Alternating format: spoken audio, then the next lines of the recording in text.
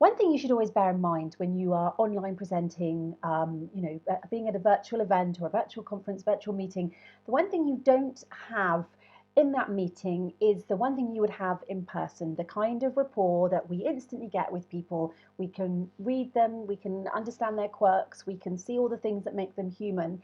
And in reverse, you don't get that as the presenter. The signs that people are interested in you, are listening to you, all those little things are missing when you're online.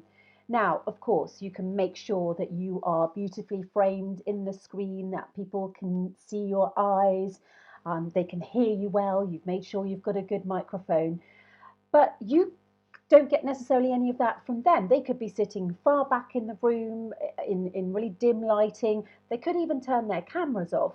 Those are things you can't legislate for. So you have to imagine your audience a lot of the time.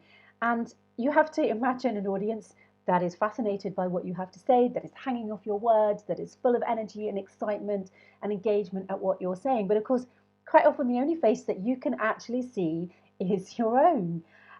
So you have to kind of imagine that that face as well is your audience face. So as long as you keep seeing a smiley, happy, engaged face, which is your own, in this case mine, obviously, but when I'm talking, I can't see any of you. I'm just having to imagine that you're all thrilled to hear me and what I have to say. But if I'm feeling that, then hopefully I can then feed that back to myself and to you, and it's like a constant circle of energy.